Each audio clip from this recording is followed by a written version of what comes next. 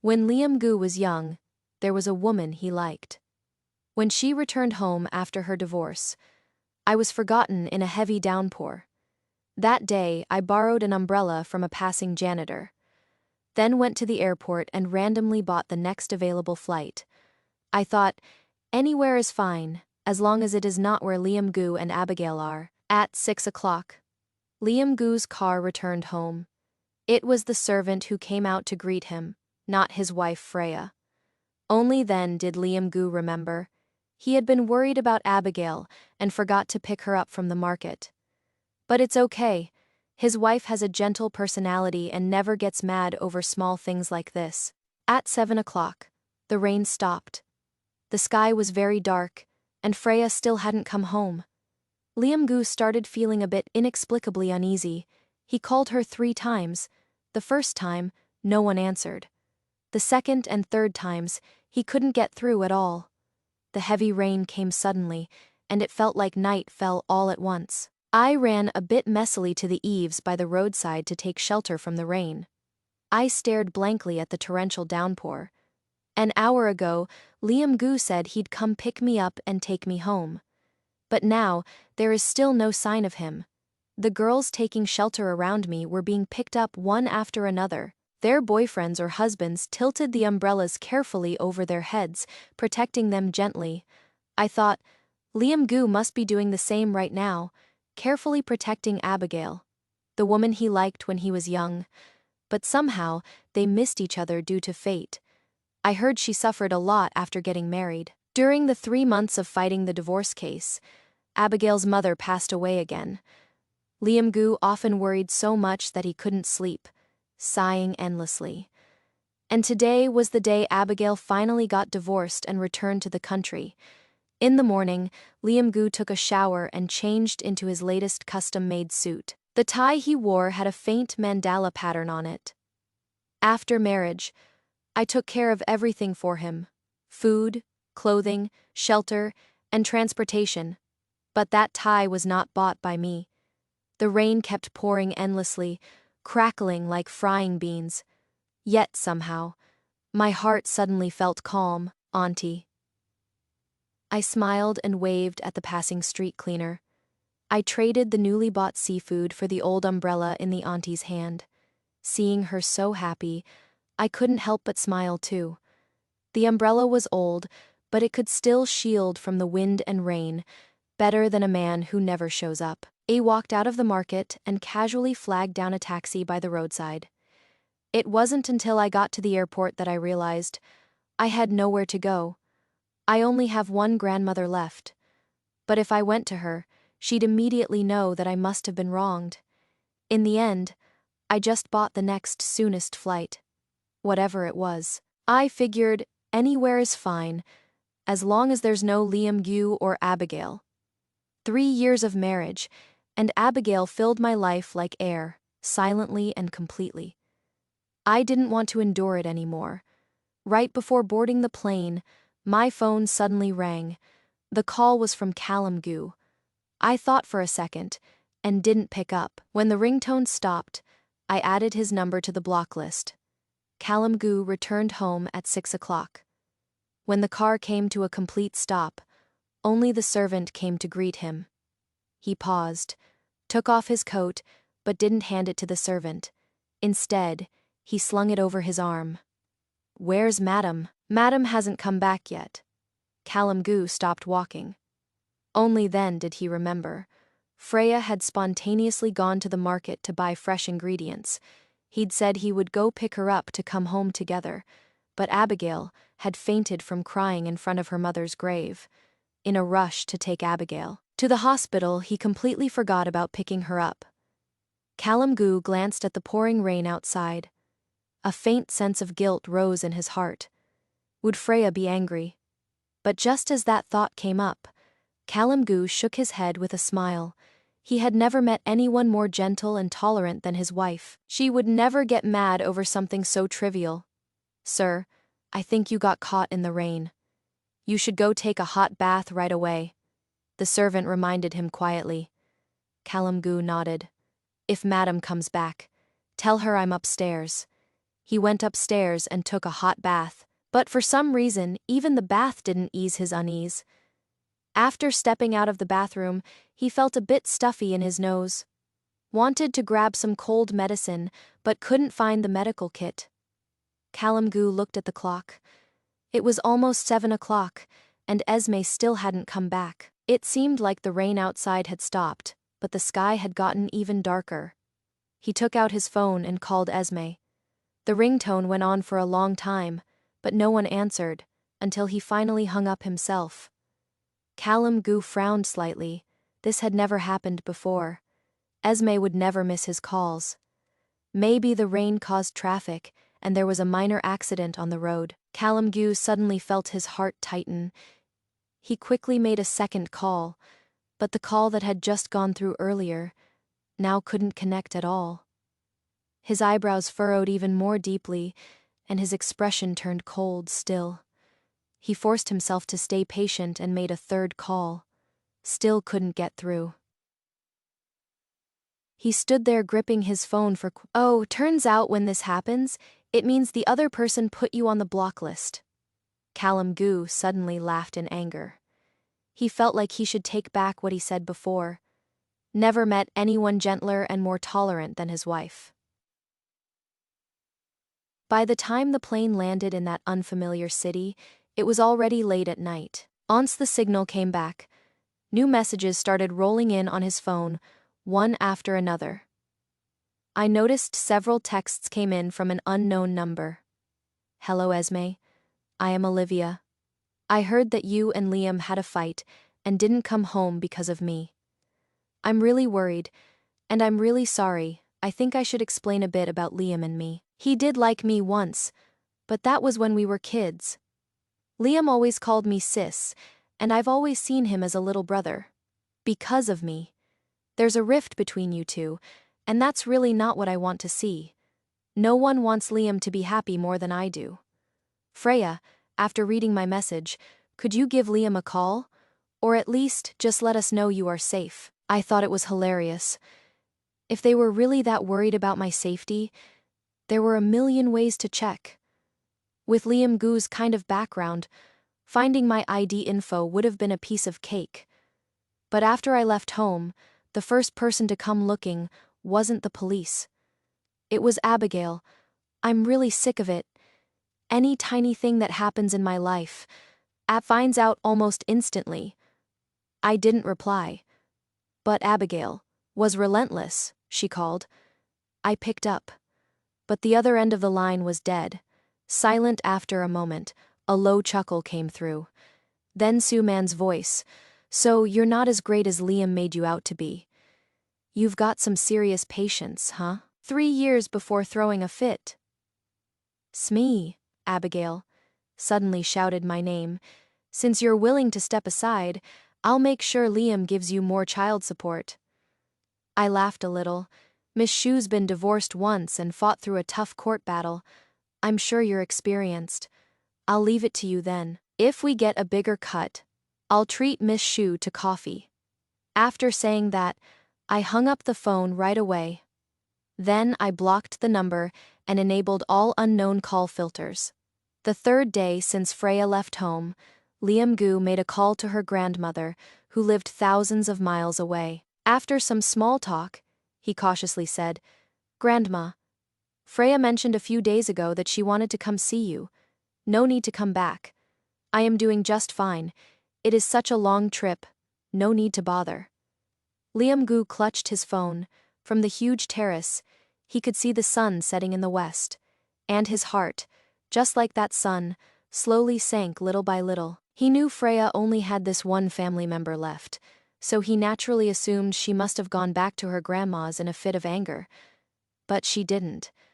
So, these past few days, where did Freya go? He turned around and immediately saw that familiar vanity. The vanity was spotless as always, but her comb hadn't been put away in time. He walked over and picked it up. There were a few strands of long hair tangled in it. Freya had beautiful, jet black hair, never dyed or permed. He held that comb in his hand, falling into deep thought, slightly dazed. It wasn't until Abigail called a second time that he snapped out of it. Liam, I just passed by your garden and saw that all the roses had withered. Abigail's gentle voice came through. Get the gardener to clear them out. They look awful, no need. It was the first time he had out refused Abigail. Abigail clearly froze for a second, then quickly said, Liam, are you mad? Yeah, this is your and Freya's home. Of course you two call the shots. Abigail's voice ended in a choke. Liam Goo's heart softened again. That is not what I meant. Sis, still no word from Freya. Nothing, it is all my fault. I shouldn't have come back. Abigail started crying softly. Liam Goo listened to those quiet sobs, feeling strangely irritated. Freya rarely cried, only on their wedding night, from the pain. When he held her as she cried for a while, and the first year of their marriage, when he forgot her birthday. If he remembered right, it was because Abigail's husband had abused her, and he was so worried he flew abroad that night. Liam Goo felt a random wave of frustration. 3 years into their marriage, he never knew Freya had this stubborn, headstrong side. He walked over to the bed and sat down. After thinking for a long time, he decided to call Freya's only close friend. The friend was shocked and said she hadn't received any call from her. Freya also hadn't gone to her city. Liam Goo's hand was shaking a little when he hung up. He lit a cigarette but didn't smoke it. Freya was kind of a clean freak. When she was home, not a single corner of the house had even the slightest smell. His phone rang again, but this time it was an unfamiliar landline number. He would have never answered a call like this in the past. But this time, he picked up immediately. Hello. His voice was slightly trembling. Callum Giyu, it's me, Esme, for some reason. When Esme's familiar voice came through, Callum Goo, who was usually cold and quiet, suddenly sounded unusually sharp and harsh. Esme, you're not a 3-year-old kid anymore. Running away from home is such a childish thing to do. Should someone your age really be doing that? Do you have any idea what kind of negative impact this could have on the Goo family if word got out? I'm sorry, Callum, gripped his phone tightly and loosened his tie. But he felt like a heavy stone on his chest had suddenly been lifted. If you know it was wrong, then come home quickly. His tone had softened a bit. Callum Goo, I called you for something else. What is it? I sent you something. Judging by the timing, you should have received it by now. Why bother sending it? Couldn't you just bring it back with you when you come home? Esme still spoke in that same gentle and calm tone. I'm not going home. Just make sure to sign for the delivery. If you have no objections after reading it, go ahead and sign it. I'll call you again in 2 days. This phone belongs to someone else, so don't try calling back. I won't be able to answer. Esme, what do you mean by this? Callum Goo had just felt a moment of relief, but his heart suddenly tensed up again. Callum Goo, these 3 years of marriage with you, I haven't been very happy. So, let's get a divorce. Callum Goo said nothing. Esme didn't say anything either, as if politely waiting for his response. Where are you now? That's not important. Callum Goo glanced out at the silent dusk. Esme, what kind of tantrum are you throwing now, on the other end of the call? Esme didn't say another word. She seemed to have let out a soft chuckle. Then, she directly hung up. Callum Goo instinctively redialed the number immediately. But the person who answered was already a stranger. An older woman. She spoke in some dialect from who knows where, and Callum Goo couldn't understand a word. All he could do was apologize and hang up. The heavy dusk blanketed everything, and he just sat there in it, motionless. 3 years of marriage, and Esme was like a glass of lukewarm water stuck at 45 degrees. She never got mad, never lost her temper. Always spoke in a soft, gentle tone. Everyone liked her, praised her, to the point that he almost forgot. Their marriage, in the beginning, was nothing more than a grudge between elders. And for someone like her, who secured the Guyu family's eldest daughter, in-law position on such a flimsy favor. How could she possibly be as generous and harmless, as scheming, free as she made herself seem? Liam Gu turned around and walked to the dressing table, putting down the comb he'd been holding in his hand. He saw himself in the mirror, brows tightly furrowed, a ball of anger burning in his eyes, and he'd never been one to show his emotions. Yet now, such a small matter had riled him up enough to lose his composure again and again. Liam Gu quickly returned to his usual expressionless face. He stepped out of the master bedroom and went downstairs. Abigail called to him from the living room downstairs, and he only replied faintly. He told the servant to bring over the packages signed for today. Liam Gu picked out the letter sent by Freya and opened it. Abigail stood to the side, covering her mouth as she let out a low gasp. Expressionless, Liam Gu tore up the divorce agreement and threw it into the trash. Callum. Abigail stepped forward, lightly tugged at his sleeve, and gently persuaded him. Don't be mad. Freya was probably just acting on impulse. She's always been gentle and sensible. I guess it's still my fault. If I hadn't come back to the country and troubled you with all this, she wouldn't have gotten upset. Liam Gu's voice was a bit cold. What's it got to do with you? She's the one being unreasonable. She's unreasonable. Aren't you the one who spoiled her? Abigail forced a smile, even while I was abroad. I often heard about how loving you two were as a couple. Before she could finish, tears suddenly fell from her eyes. Liam Gu sneered. Others might not know why I married her back then, but you really don't know either. With tears in her eyes, Abigail stared at him blankly. Liam, was it really because of me? Liam Gu didn't answer, just lightly pulled his sleeve back. I have to go out for something. Do you want the driver to take you back, or will you stay here for the night? Abigail wiped away her tears. I'll wait for you here. You and Freya had such a blow-up. I wouldn't be able to sleep if I went back anyway. Liam Gu nodded and told the servant to tidy up the guest room. Then he had the driver prepare the car and turned to leave. Abigail watched him leave. Then she glanced at the torn-up divorce agreement in the trash can. She pressed her lips tightly together and slowly sat down on the sofa. Why did Liam Gu tear up the divorce agreement? He looked like he had no intention of divorcing Freya at all. I knew the day I left. If Liam Gu wants to find someone's whereabouts, it's a piece of cake. It's just a matter of whether he wants to or not. So when I saw Liam Gu downstairs at the guest house, I wasn't all that surprised. In the early autumn weather, he was wearing a light gray thin trench coat, leaning against the car smoking. He's handsome, tall, and every move he makes draws attention. In comparison, I looked especially plain. A loose cotton, linen long dress, long hair casually tied up with a handkerchief. No makeup, carrying a supermarket shopping bag, more like a little housemaid at the Gu clan's old residence. When I first married him, I often felt inferior, but now I've long since figured it out.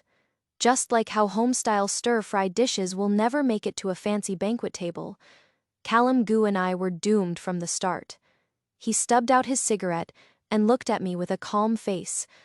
I also set down the shopping bags that were digging into my hands. Callum Gu raised his wrist to check the time, his voice as cold and deep as always when he spoke. Go pack up your stuff. 30 minutes should be enough. Did you sign it? I reached out to him. Give me the divorce papers, and I'll go back with you to handle the procedures. Callum Gu's bland eyes still showed no emotion. Only his gaze had darkened a little. Now's not a good time to announce our divorce to the public. Then, let's not make it public for now. Just get the paperwork done. Esme, you know next week is the company anniversary. You have to attend with me. Callum Gu curled his lips, his smile carrying a hint of mockery. You picked your moment to throw a fit quite precisely. But you should know. I'm not someone you can manipulate at will. I didn't say anything. I just looked at Callum Gu quietly. We had done everything a married couple could do. But men are good at separating sex from love. Women, on the other hand, Aren't that rain didn't soak my body, but it drenched my heart. But Callum Goo would never understand that. Because he never loved me. If you sign the divorce papers, then I'll attend the anniversary with you next week. If the company needs me to cooperate with anything, I'm totally fine with it. I looked at him, and even gave a gentle smile like I used to. Liam Goo, this doesn't harm you in the slightest. All right. He stared at me deeply for a long time, then finally nodded. After the company's anniversary celebration next week, I'll sign the papers. I didn't go back with Liam Goo. I only flew back to Beijing the day before the company's anniversary celebration started. Just to avoid gossip reporters making up rumors about a marriage crisis. His car personally picked me up from the airport and brought me back to the wedding home. When I got out of the car, Abigail came out to greet me like she was the lady of the house. "Freya, you're finally back." She rushed over, held my hand. Her eyes turned red, and tears fell. I looked at her calmly clothes. Jewelry, makeup, obviously all carefully prepared. It was that kind of understated yet comfortable luxury, like how every wife or daughter in a wealthy family dresses when hosting guests at home. I didn't say anything, just gently pulled my hand back. Abigail had beautifully manicured nails and wore a gemstone ring and a diamond ring on her fair fingers. But there was nothing on my hand. I'd already taken off my wedding ring long ago. There was even a faint callus in my palm.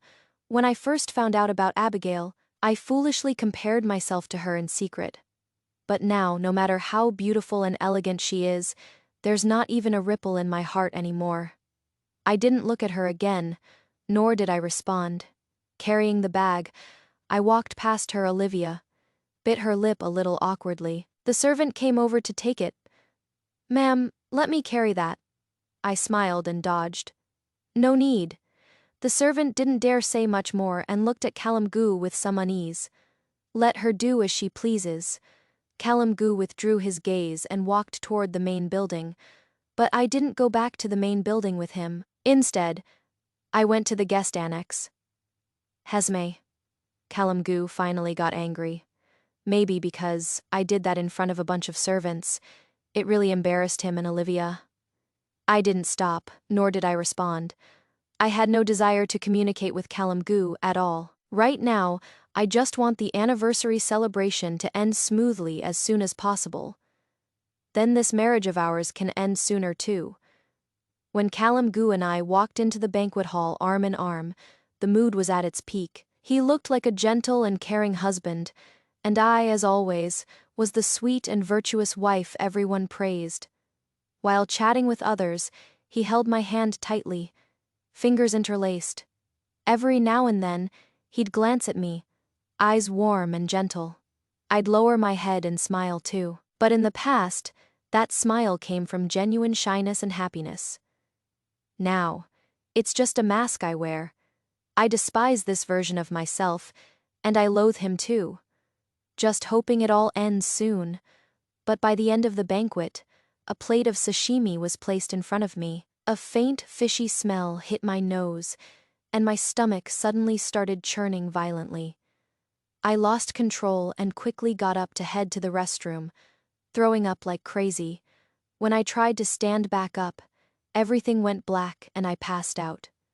When I opened my eyes again, I was already in the hospital. Lots of people from the Gyu family had come. And Liam Goo was sitting right next to my bed. He held my hand, a rare look of joy on his face. "Freya, do you know? You are pregnant. Just hit 40. 5 days." His voice was low and gentle, as if he was afraid of scaring me with too much tenderness. In that moment, I suddenly felt a bit dazed. Liam Goo rarely ever showed this kind of softness. 3 years flew by, and it had only happened a handful of times. And in those 3 years, he barely saw Abigail at all, but every time he did, he was endlessly gentle. It's just that, his tenderness toward Abigail was only because and the tenderness he showed me, it never used to be for me now. It is just for the child in my belly. Grandma already knows about the pregnancy. He squeezed my hand, the smile at the corner of his lips soft. I've already sent someone to bring her over. She's overjoyed.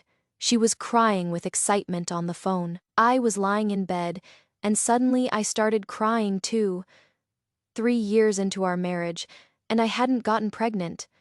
It was a real worry for Grandma.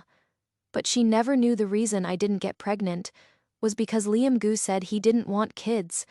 He wanted a few years of just the two of us first. He has always been super careful about contraception, but why is he so happy now? After the Gu family left, the hospital room quieted down. Callum Gu brought me some water. Let's stop talking about the divorce, focus on getting healthy, and take care of the baby. I pushed away the warm cup of water. I don't want this baby. There wasn't a hint of emotion on Callum Gu's face. He lowered his head, towering over me. Tell Grandma yourself. If you really want to break her heart at her age, go ahead. Callum Gu was convinced that I'd keep compromising just to stop Grandma from worrying. But he forgot something. When Grandma was young, she had the guts to rip off her foot, binding cloth, and rebel against her parents. She dared to break off an engagement and run away, traveling thousands of miles alone to seek out relatives. When her husband got addicted to drugs, she didn't hesitate to divorce him and secretly took their only daughter with her. Now that she's old, she might seem gentle and fragile, like she doesn't care about anything.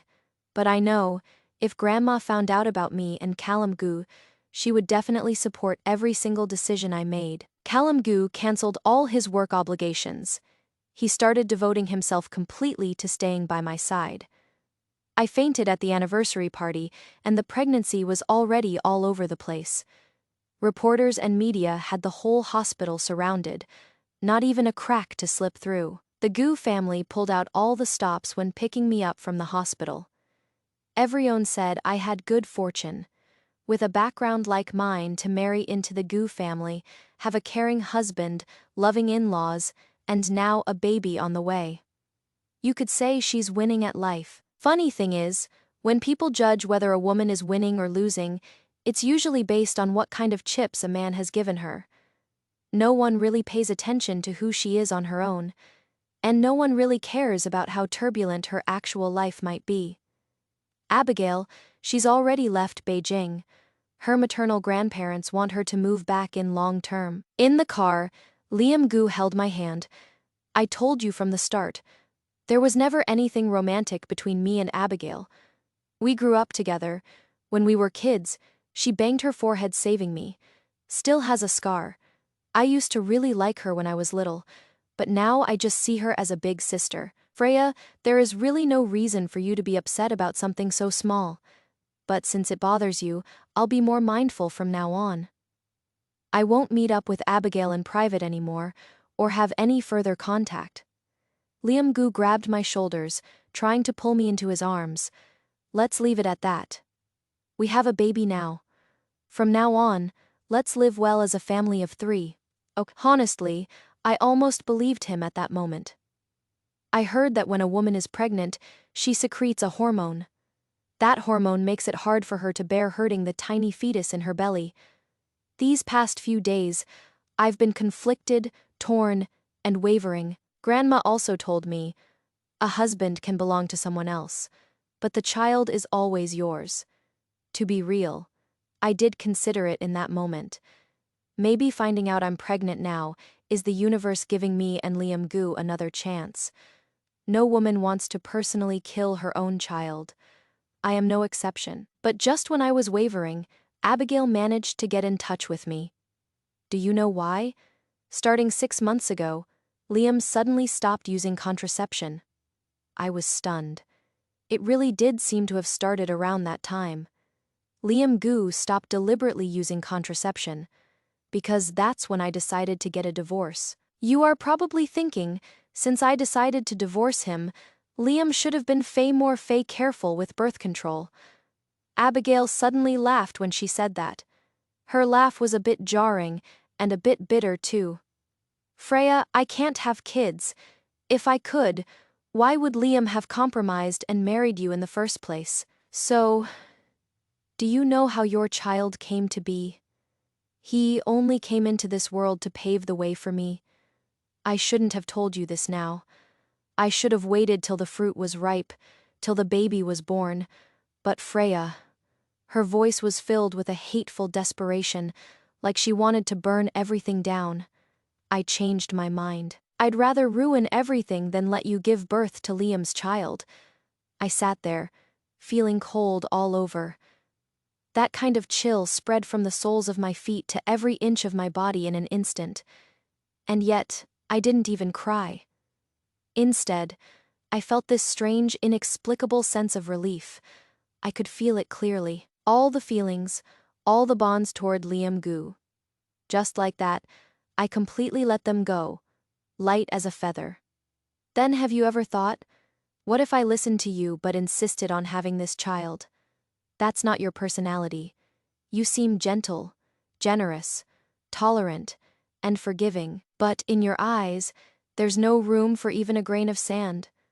I suddenly smiled. Abigail, thank you for telling me this.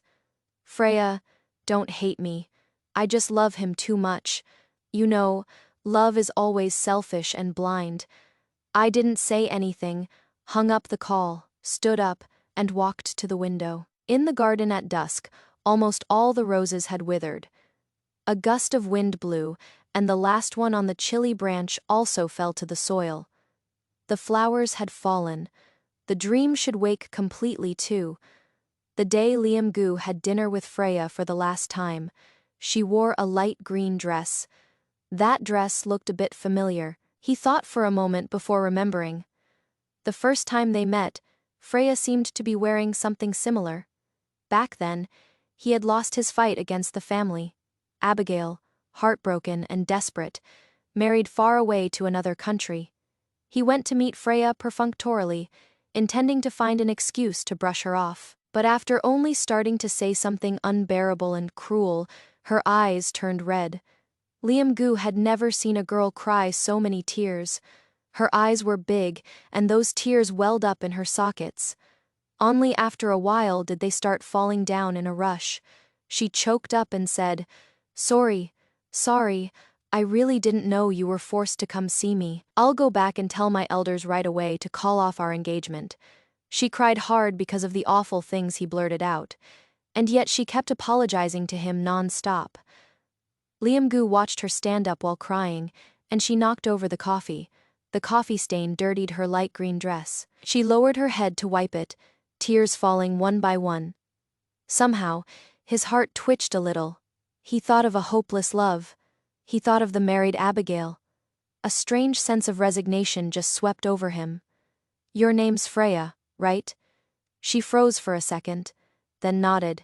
Yeah. Do you want to marry me? She clutched the edge of her dress, lips pressed together. Her long curled lashes drooped down, covering the slight redness in her eyes. She nodded lightly, but her face turned red. Then, let's get married. Her eyes flew wide open all of a sudden, full of shock and surprise. But you just... He smiled slightly, leaning back lazily in the chair, eyes on her. The Gu family's kids all had good looks. Back then, he was still young and hot-blooded, and a bit of a flirt too. He looked at her and smiled like that, and she got so shy she couldn't stand it. Just teasing you, Freya. Don't you dare go back and tell my grandma on me. She quickly shook her head. I won't tell on you. After saying that, the tips of her ears turned completely red, and she didn't dare look at him again. After the date, he took her home. When she got out of the car, he held her hand. 3 months later, they got engaged. 7 months later, she married him. And now, she's been married to him for 3 years. She has their child in her belly. Liam Gu felt a strange emotion welling up inside him. This child came right on schedule, just as he had planned. He should be happy. But that happiness seemed to carry some other meaning. These past few days, he often couldn't help thinking, would the child be a boy or a girl? Of course, a boy would be best. But if it's a girl, and she looks a lot like Freya, that wouldn't be bad either. But why would he want the child to look like Freya? His original plan was for this child to call Abigail Mom in the future. Liam Gu vaguely felt like something was starting to get out of control, but he actually didn't want to stop himself at the edge of the cliff. Strangely, he wanted to lose control completely. That dinner was personally made by Freya. She didn't have any morning sickness that day and was in great spirits, so he just let her be. She even stayed with him and drank a tiny bit of fruit wine that's safe for pregnant women.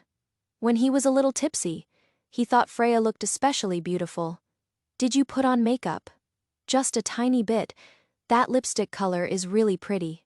"Thanks," she smiled, her eyes curving slightly. He smiled too.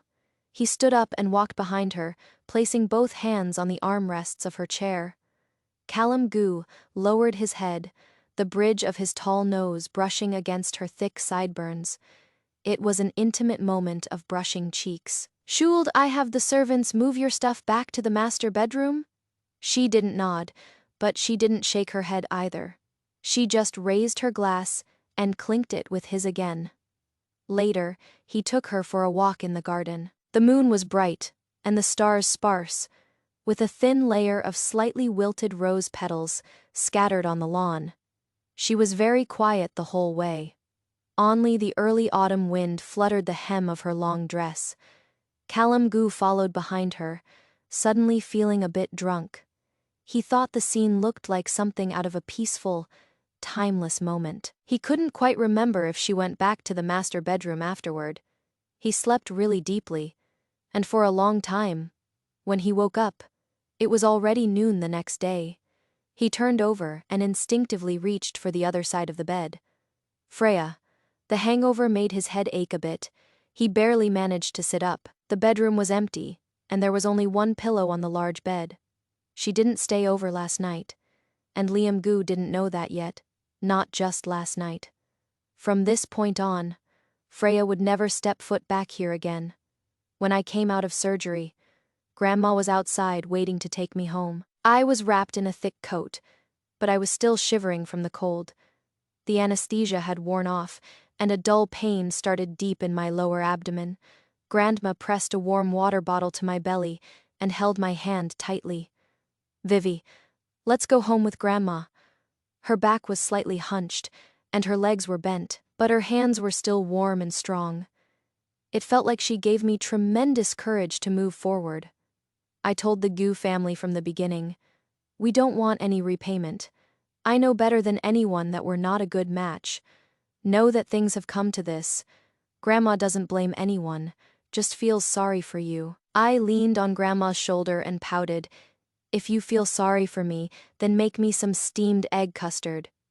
I haven't had your egg custard in so long.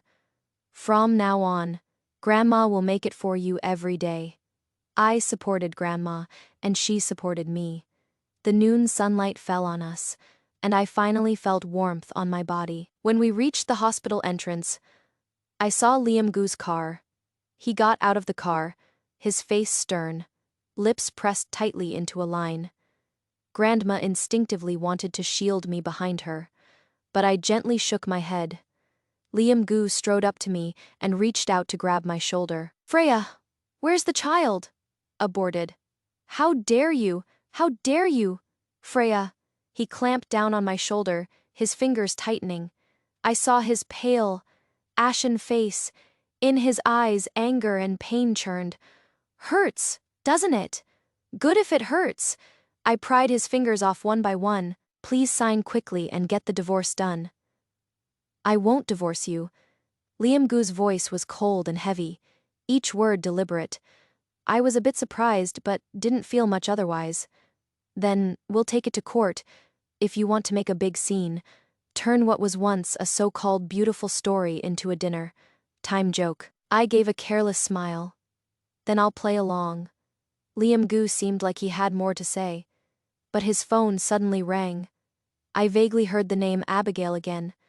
Then his expression changed. "Got it. I'll head over right away," he replied in a hurried tone. After hanging up, he looked at me again. "Freya, wait for me to come back. We'll have a proper talk." But I didn't wait for him to come back and talk. I went straight to see Madame Gu. I didn't hide anything, and I didn't embellish a single word.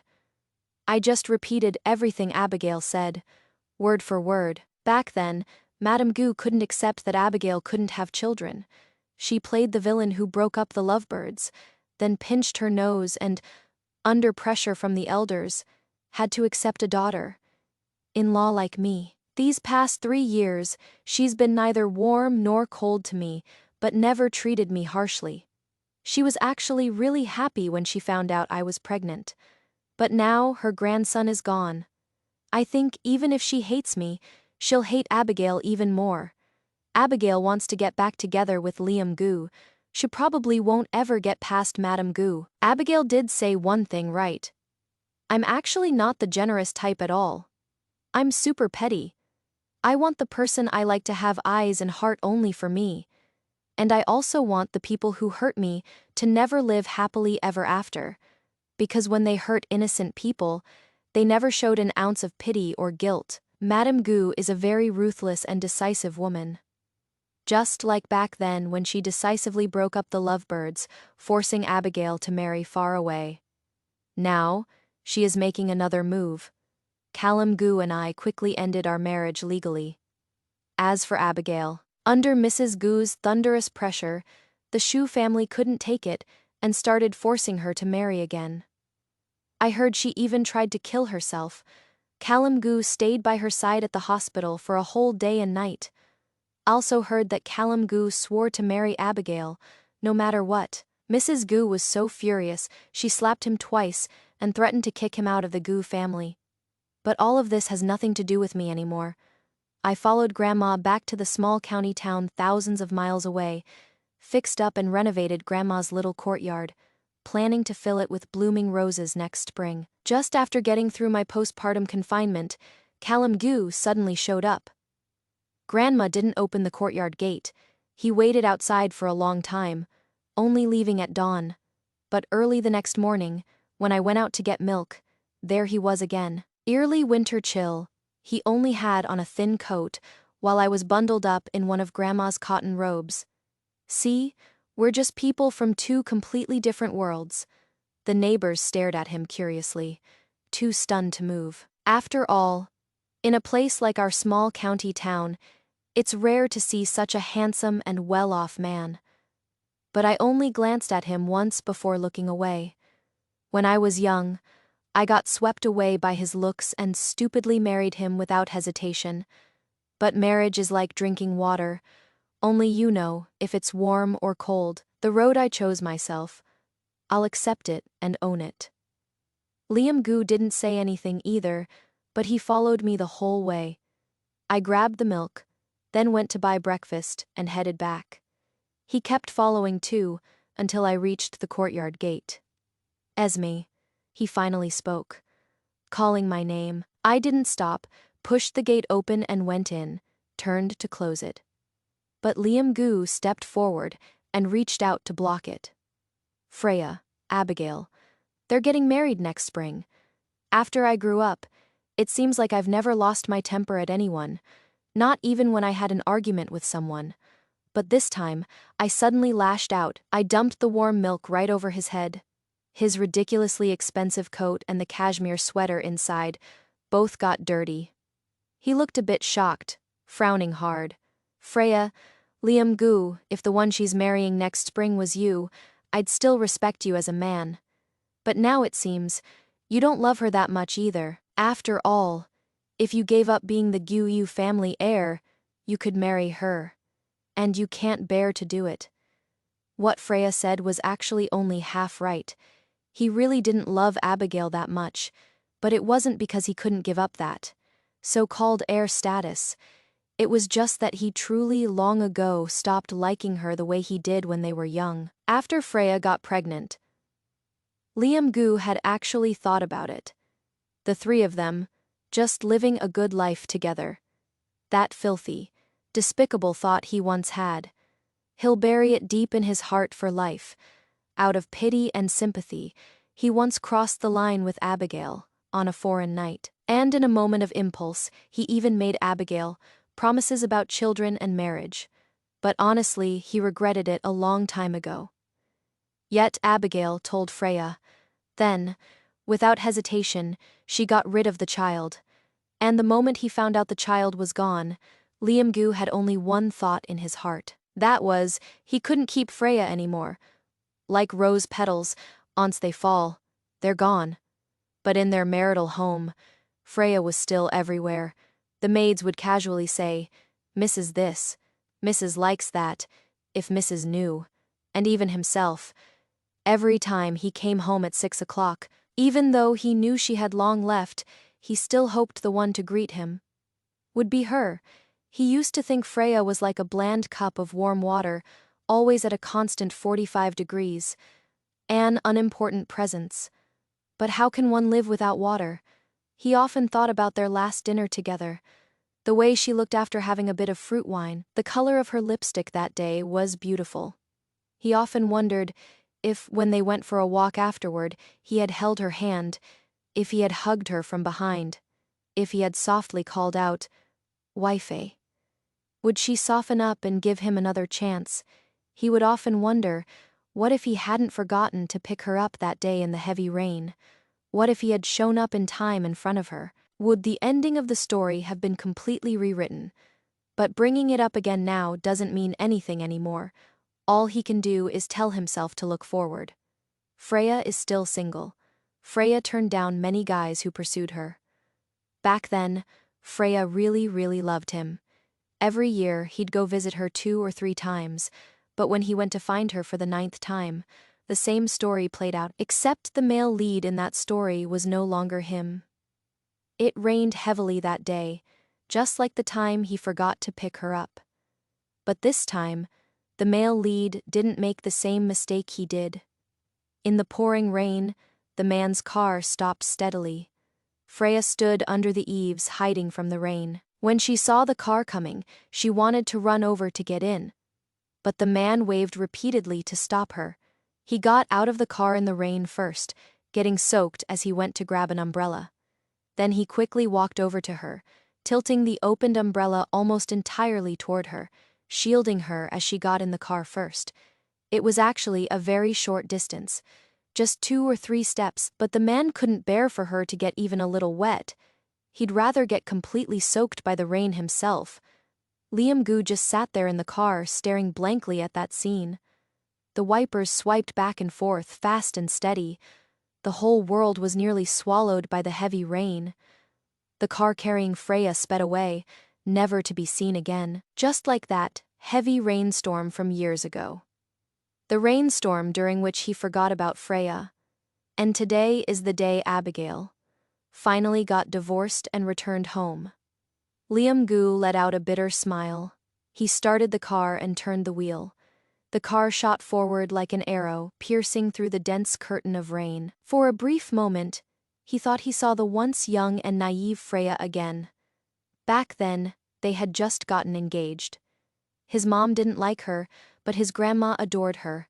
At the engagement, Grandma had warned her, "Freya, if Liam bullies you, come tell Grandma and I'll back you up." So every time she got shy from his teasing, she'd always say, "I'm gonna tattle to Grandma." He couldn't help but smile. Then he thought about their wedding night. She cried from the pain, and he held her, coaxing her, joking on purpose. "Why aren't you saying you'll tattle to Grandma now?" She cried and laughed at the same time, pounced on him angrily and bit him. And he kissed her, and she obediently closed her eyes beneath him again. Liamgu finally understood. Actually, the very first time he saw Freya, he had already fallen for her. What a pity that people often sigh with regret, only when the flowers have fallen. But when the flowers are in full bloom, you don't really see them being all that happy or appreciative. The second year after Freya and him got divorced, all the rose bushes in their marital home had withered.